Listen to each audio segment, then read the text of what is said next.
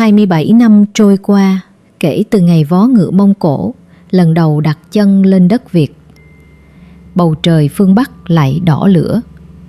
Đế quốc Nguyên kế thừa cơn cuồng phong của Thành Cát Tư Hãn, vẫn chưa quên nỗi nhục Đông Bộ Đầu. Đầu năm 1285 thoát hoang, con trai Hốt Tất Liệt, thống lĩnh 50 vạn quân cùng những danh tướng sừng sỏ như A Lý Hải Nha, Ô Mã Nhi, Toa Đô, chia hai đường thủy bộ tràn xuống phương Nam. Một gọng kìm từ phía Bắc do Thoát Hoang chỉ huy, vượt ải Chi Lăng, tiến về Vạn Kiếp. Một gọng kìm từ phía Nam do Toa Đô dẫn đầu, kéo quân từ Champa đánh ngược ra Thanh Hóa, Nghệ An. Hai mũi đại quân như hai lưỡi dao khổng lồ siết chặt lấy trái tim Đại Việt. Cả đất nước đứng trước hiểm họa diệt vong. Vạn Kiếp, đại bản doanh của Trần Quốc Tuấn, rung chuyển bởi tiếng trống, tiếng ngựa và mưa tên của giặc.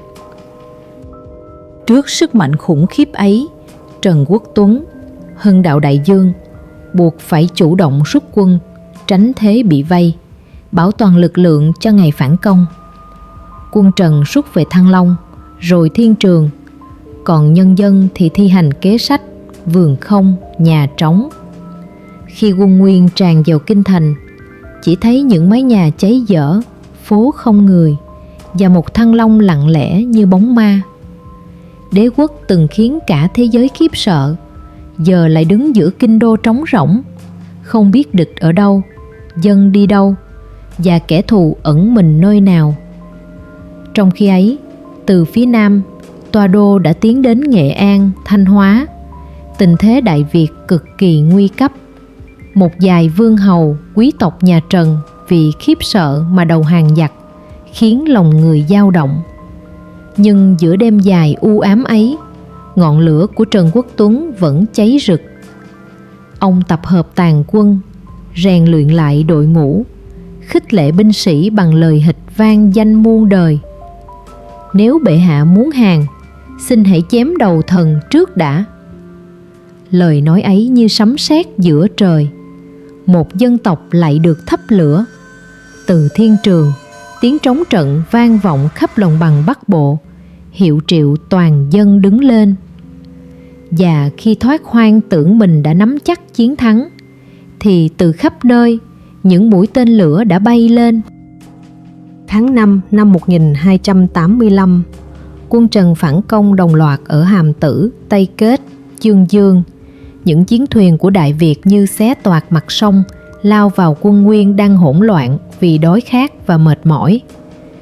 Tại Hàm Tử Quan, danh tướng Trần Nhật Duật cùng các tướng Nguyễn Khoái, Phạm Ngũ Lão dẫn đầu quân nhà Trần, hợp cùng quân Chiêm Thành Cũ đánh tan đạo quân Toa Đô. Toa Đô bị chém đầu. Còn ở Chương Dương, thuyền chiến Đại Việt phóng lửa thiêu rụi hàng trăm chiến thuyền giặc, ánh lửa rực đỏ cả sông Nhị. Quân Nguyên đại bại. Thoát Hoang hốt hoảng bỏ Thăng Long, chui vào ống đồng tháo chạy về nước. Trên đất Đại Việt, cờ Long Tinh lại tung bay, Thăng Long lại hồi sinh trong tiếng reo hò của nhân dân. Lần thứ hai, Đại Việt nhỏ bé lại khiến đế quốc Mông Cổ quỳ gối, và lịch sử đã khắc ghi năm 1285 như một bản hùng ca bất diệt, nơi lòng dân, mưu trí và khát vọng tự do đã thắng cả sức mạnh của đế chế hùng mạnh nhất hành tinh. Tháng 5 năm 1285 khép lại, sông Nhị rực lửa, Thăng Long bừng sáng. Một lần nữa, dân tộc Đại Việt đã vượt qua vực thẳm diệt vong, xô ngã đội quân từng khiến cả châu Á khiếp sợ. Toa Đô gục ngã giữa chiến trường. Thoát Hoang, hoàng tử của đế quốc Nguyên Mông, phải chui vào ống đồng mà tháo chạy về Bắc. Cả kinh thành Thăng Long vang tiếng reo: sát thác, sát thác. Một dân tộc nhỏ bé, không có chiến xa, không có pháo đồng, chỉ có ý chí và lòng trung dũng, đã hai lần khiến đế quốc Mông Cổ cơn bão sắt thép của thế giới phải quỳ gối.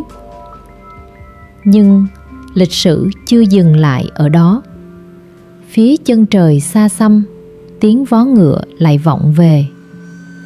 3 năm sau, năm 1288, đế quốc Nguyên Mông huy động toàn lực một lần cuối cùng, thề sang phẳng Đại Việt.